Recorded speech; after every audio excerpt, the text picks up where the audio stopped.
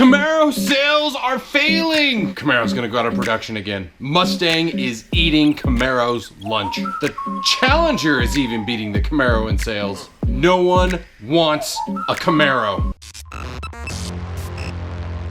What's going on, guys? Matt over here with Lethal Garage, and today is a video about Camaro sales. As you guys can see in the intro here, being a little dramatic.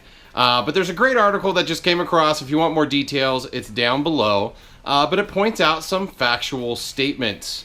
As of this time, 2018 compared to 2017, Camaro sales are basically really low. They're really low. Are they drastically low compared to the Challenger and compared to the Mustang? Yeah, I'd say so. But as far as are Camaro sales so low, it's the end of the world. Let's talk about that. Camaro sales are low. Why? There's 1.5 million theories out there, but most of it comes down to the lower end market. Now, if you guys, I know a lot of you don't wish to know this or care, but the high end market is not the SS and the ZL1. Yes, those give greater profit per se, but the market that GM wants to sell the most to is to mass consumers who are buying the LS and LT models. That makes up the bulk of the sales for Camaro, even like the low-end EcoBoost for Mustang and the lower-end vehicles for the Challengers. And without those vehicles, we wouldn't have our giant V8 monster supercharged cars. We just wouldn't. They have to sell enough of the low-end cars to offset the fueling imprint or footprint or whatever to allow it. Now, they can offset it a lot with electric vehicles, their trucks, their their Suburbans, like all of that is calculated in different ways, but in other ways that is just lacking, it is not necessarily just the Camaro brand. It has a lot to do with potential styling. Now, let's step back and take it notice. Maybe a lot of you guys may be new to the Camaro market. Some of you guys older and know this. Back in the 4th generation of the Camaro, gas prices were super high, sales of sports cars and muscle cars were super low, and literally the production of Camaro halted. The last car, I believe it was 2002, correct me if I'm wrong down below, but I believe the last year of the Camaro was 2002, and it was reborn again in model year 2010, but in the year of 2009. Now, the 5th gen Camaro had a big boost with the success of Transformers. It was a new redesign that was very appealing at the time, and 2009, or actually earlier, they had revealed plenty of concept cars starting in like 2006, which was just 4 years after Camaro disappeared from the marketplace for new car sales. Obviously, Camaro still existed around the world, but that being stated, the 5th gen was kind of a reborn version of the Camaro. It was the first time we saw it come back. It was a great looking car. Transformers made it look really good. Everybody wanted one. Sales prospered. They did really good with the 5th generation Camaro for the first 3 years, and then sales started to go down. Hence the refresh came about, and sales still kind of went down. But that was also around the same time Mustang came out with their refresh body style, and it comes back to the age-old thing. A lot of people, mass market, they're looking for certain things in a vehicle. They're looking for great gas mileage. They're looking for a vehicle that they can carry kids in. They're looking for a vehicle that doesn't feel like a bunker. There's lots of things, and there's a lot of options on the market. The Charger, the Challenger, the Mustang. As far as two-door cars, there's not as many options. Well, there's quite a few options, but in the contention of things or what they're competing with, it's basically the Challenger, the Mustang, and the Camaro. Those are kind of the top 3. Charger, more so recently because of the redesign, people have found that appealing, but let's stick to the big 3, the Camaro, the Challenger, and the Mustang. The Mustang and Challenger both have a roomier backseat. It's just true. They both have better trunk space. That's just true. They both have better greenhouse view. When I say greenhouse view, that is the view out of the greenhouse, the windows around your car. The Camaro does have a smaller greenhouse. It's factual. Now, The greenhouse supposedly in the 6th gen, I believe, is a little bit more than the 5th gen was. But in this instance, whoa, hello camera. In this instance, the 6th gen Camaro just doesn't compete in the market against the Mustang and the Challenger. It just doesn't. It doesn't compete with back seat space. And honestly, the back seat in a Camaro, let's just say what it is. It's there for insurance purposes. Now, there's a lot of people out there that like the idea of a sports car, but they still have 1 or 2 kids or a car seat or something like that that they have to contend with. And as a Camaro owner and as a dad of 4 boys, it's not that easy to fit a full-size car seat in there. Can you do it? Yes, you could totally do it. Can you fit a teenager back there? Not comfortably, especially not a teenager my size. I know plenty of people who are over 6 foot. If you're over 5'8", that back seat kind of sucks. It is what it is. Now, the other side of it is leg room as well. If you have a above normal size human being, the Camaro is not the best for the above size human being driving and having space behind it. I'll tell you what, no one can sit behind me. My seat is all the way back, all the way down. There is no way someone with legs is going to sit there. Now, my young child who's in a car seat who can fold his legs, sure, he could fit back there. But as he grows and gets older, he's going to grow out of that space and not fit in the car. That is something to consider. In the Challenger, there's all sorts of rooms. You can fit a full-grown adult in the back seat. It's actually pretty comfy too. Lots of headroom. And my Camaro, I'm like, can't fit. It's just fact. It really is. And now it really just comes down to what can you live with and what can you deliver day to day. Now, unfortunately, the Camaro on the low end, who's hitting the mass market of consumers, they don't check a lot of boxes for those people. Trunk space, backseat space, those are kind of the 2 big ones. And then design style, for a lot of people, the 6th gen Camaro didn't really change much in design, especially from the 5th gen. There's a lot of 5th gen owners, and this argument has gone on forever, that a lot of 5th gen owners like their 5th gen better than the 6th gen, and that's fine. It's all opinion, right? It's subjective. I had a 5th gen, I got rid of it, and I got my 6th gen because I like the way the 6th gen look. Now, does it look a lot like a 5th gen? Hell yeah, it does. It follows a lot of the same lines, same proportions. The car is very much the same in regards to lines and to the eye. If you did a quick look at a 5th gen and a 6th gen, there's not a lot of difference. Now, if you get to the nuances and the performance and the platform and the interior and the electronics, yeah, the 6th gen is definitely upgraded, has a lot to offer that the 5th gen car doesn't have. You can add a lot of stuff to the 5th gen. It will cost you a little bit more money, but at the end of the day, the 6th gen was it was a foot forward in design, but it wasn't a radical design. And I think a lot of people expected a little bit more out of it, but it is what it is. Now we're here at the 6th gen refresh, 2019 model year.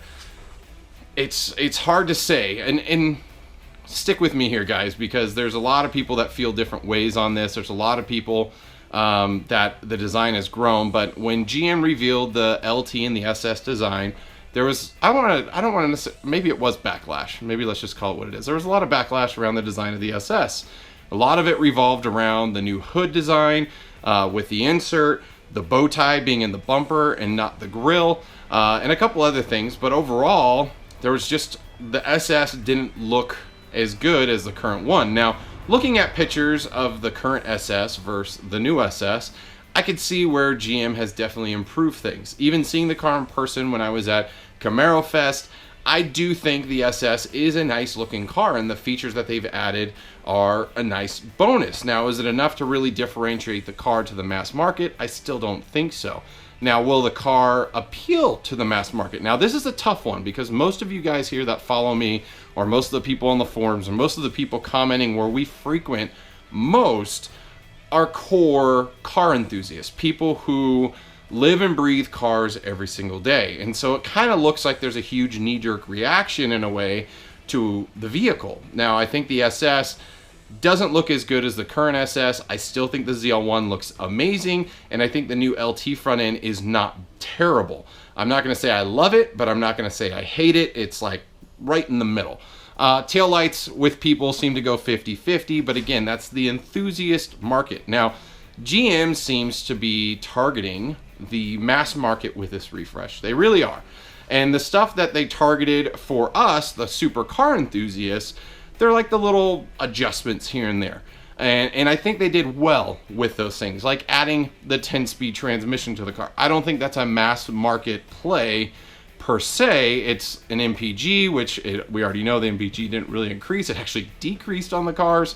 But there's certain things that they've done to the car, like the rear view camera for the mirror. That's pretty cool. I think that targets a lot of our guys. They've added the line lock. They've added a lot of that stuff for the enthusiasts that your typical mass consumer is never going to use. Now, as far as the mass consumers, I think that's where the design came in. They kind of GMized it, I think. Like, it looks a lot like the Cruise. It looks a lot like the Malibu in a sense. And I think they just are trying to appeal to a broader market than just the sports car guys like us, or sports, muscle car, sports cars, whatever, guys across the country. Do I think it's a bad thing that they did that? Not if it means more sales for GM. Now, did they do the right thing? Is the design going to resonate? I don't know. I just don't know. I mean, I live and I breathe around a lot of car enthusiasts, a lot of you guys and gals around the world. You know, we talk, we chatter, we all dislike or like certain things, but at the end of the day, are we a mass consumer for Camaro? No, we're not. We're not the mass market. We're a very small percentage of buyers. We buy the SSs, we buy the Z01s.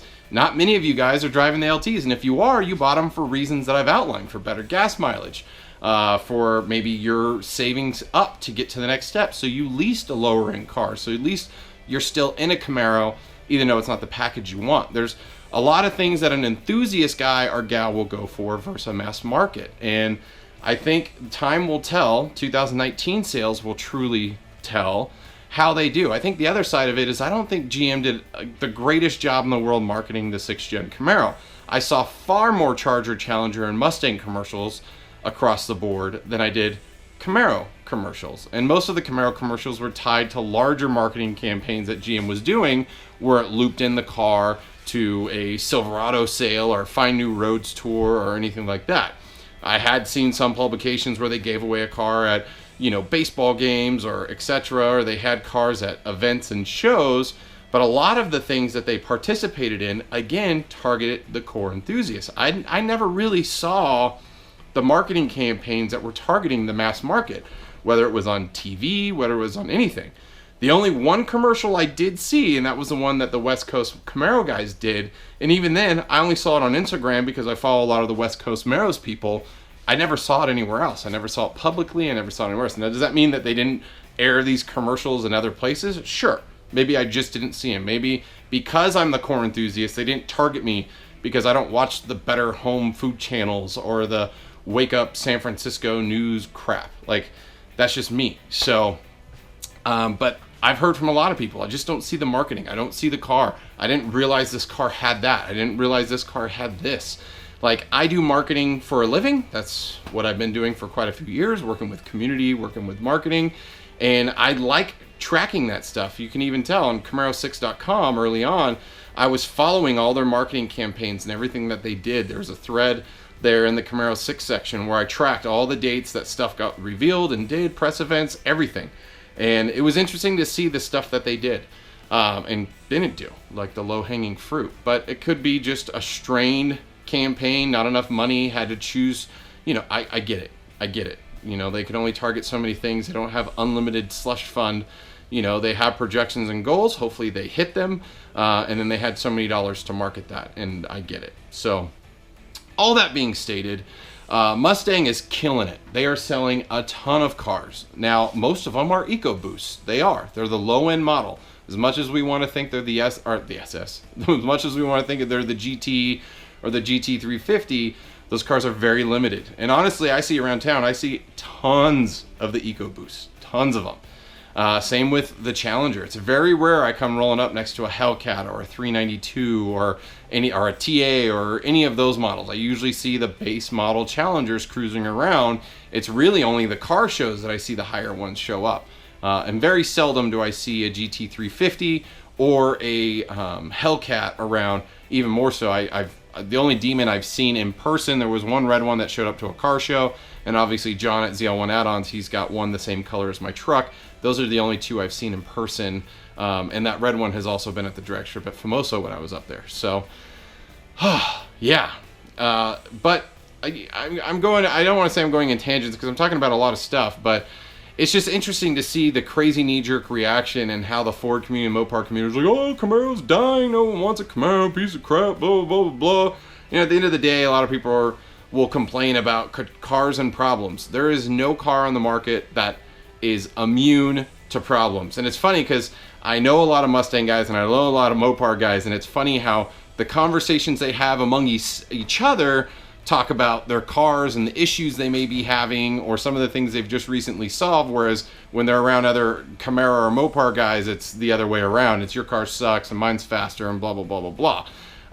All of our cars have problems. They've all had issues. I'm literally dealing with an electrical issue, probably of my own doing by modifying my car, but I'm trickle charging the battery to make sure it's still charged and good to go.